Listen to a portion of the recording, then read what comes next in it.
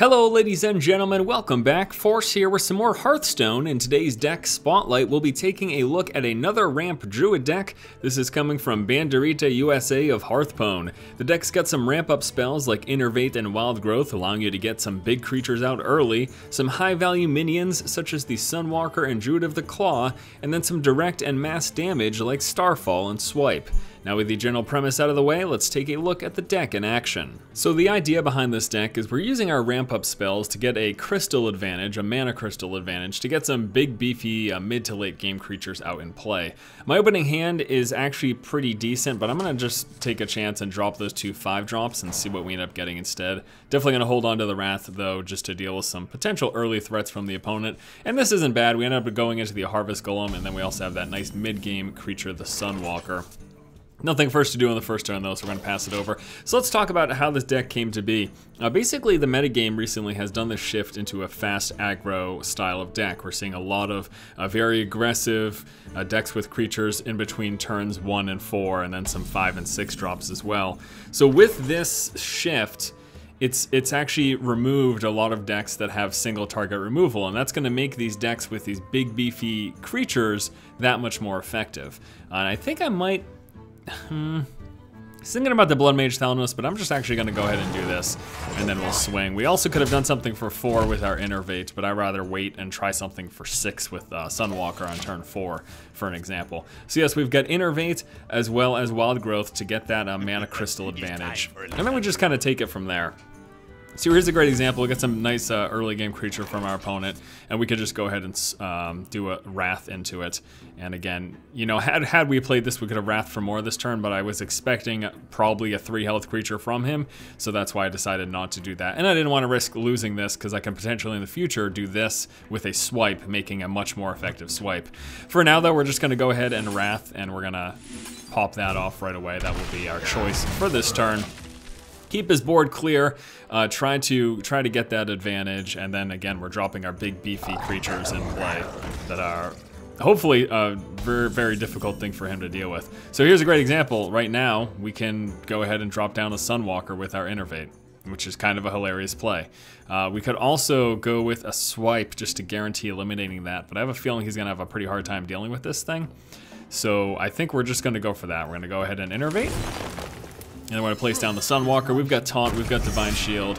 All around, the creature's just mighty hilarious. We could also do the Innervate and do like the weapon or the Shapeshift, but I see really no reason to do that. So I feel like that was a pretty good play for the turn. It's gonna be something tough for him to handle, especially so early in the game.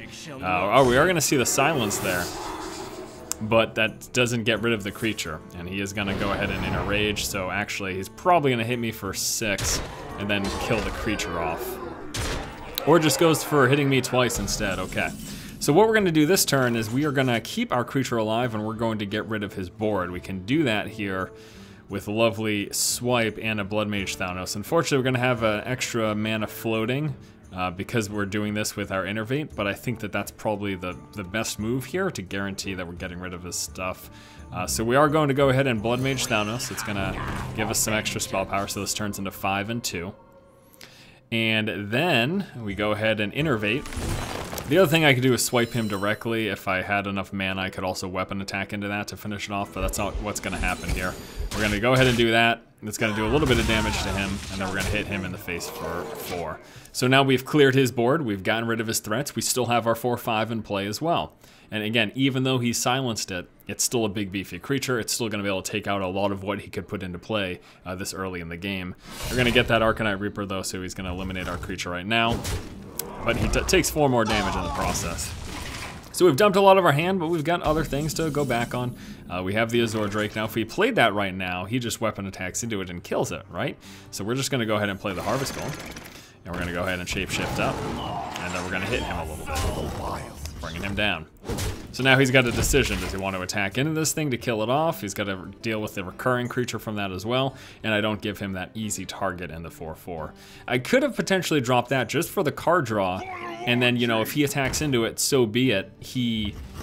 In attacking into it, he takes that 4 damage. But he's actually going to use up his weapon to kill off the first iteration, and then he's going to attack my Blood Mage with that. That's That's a move I'm okay with. All right, he's gonna end up using his coin here. Shadow Sun Cleric, okay. So. Interesting turn for us here. We could do the Starfall, the single Starfall just to get rid of this, and then we could kill that off. If we could get one of these and play living, we could Starfall across the board for 3, but right now, unfortunately, because he killed off our Bloodmage Thalnos, we don't have that option. So I really don't want to risk it. I'd rather guarantee clear his board than take that 7 damage next turn and take it from there. So I'm just going to do the single target Starfall here to kill off that thing. And then we're going to take care of this thing too, just like this. I just feel much more comfortable getting rid of his board right now than dropping the Drake, hoping that it lives. Not only hoping that it lives, and I don't take massive damage next turn. Those two things, you know, can't really guarantee it. So, and now we're going to be able to go ahead and drop a Ragnoros during our next turn. Which, if he only has 1 creature in play, I think I'll take that risk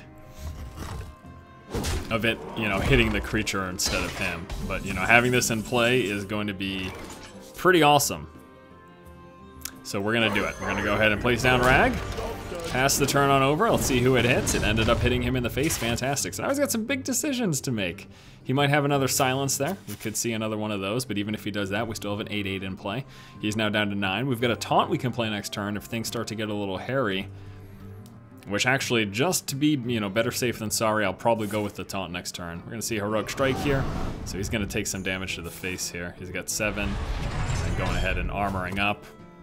He's just going to take it to the face and kill off his creature in the same turn. But if he feels like he has no other options, can you blame him? I don't know. He probably should have attacked first before he did all of that, just to see what he drew into, though. But either way, obviously he was in a lot of trouble, and now he's down to 3. He's playing a Shattered Sun Cleric without being able to trigger anything with it, which is obviously not ideal for him. And we are actually going to go... Ooh, you know what? There we go. 5 damage to him for the finish. All right, guys, so that's a game with the Another Ramp Druid deck. Let's take a look at the deck list.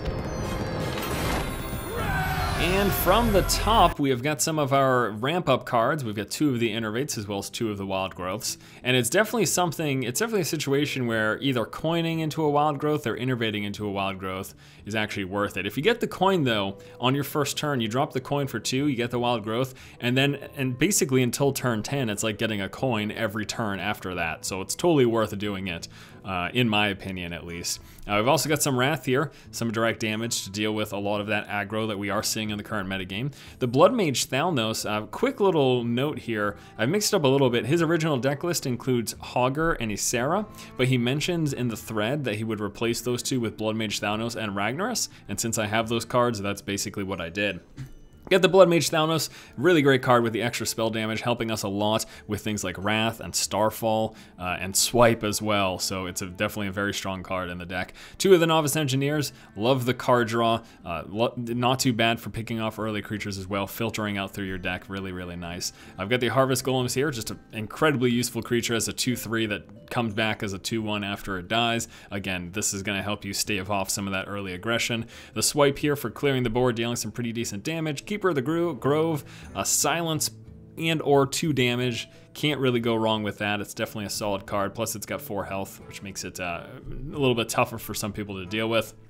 Sen'jin Shieldmasta, you saw this filter out a lot with the prevalence of priests, but as priests have started to die down, this card is starting to become much more useful again. So less priest means Shieldmasta being a card that you can run in your main deck. I've got the Nourish here for dealing with other control decks, allowing you to fill up your hand with the draw cards. It's pretty much how it's primarily used. There are situations there where you might want to go with those 2 mana crystals. Say, you know, it's your turn 5, you've got a Rag in hand, you want to play it next turn, play this. 2 mana crystals brings you up to 7. Next turn, 8, play your Ragnoros. There you go. Starfall here for mass damage or damage to a single creature. The Azure Drake, love the spell power, love drawing a card, love a 4/4. Also Druid of the Claw, incredibly useful, multi-faceted creature with a charge or +2 health and taunt. Argent Commander, it's a card that's run in every deck pretty much, so what else is there to say about it? Also some of the Sunwalkers, again, this is something that it was, I don't know, it was tougher considering all the single target removal that we dealt with in the past, but since we've seen a lot more small minion aggro decks, those things have been removed, so cards like this become a lot better. And then also same thing goes for the Ragnoros of the Ragnoros the Fire Lord, incredibly awesome late game creature. Yeah. Nothing else to say about that. So that's deck list here for another Ramp Druid from Banderita USA of Hearthstone. Thanks so much for watching this spotlight video, a gameplay video. We'll be following this. We'll be playing about 2 to 3 games with this deck just to see how it performs in Masters. Thanks so much for watching, guys. If you like the content, please subscribe. And as always, keep watching and keep owning.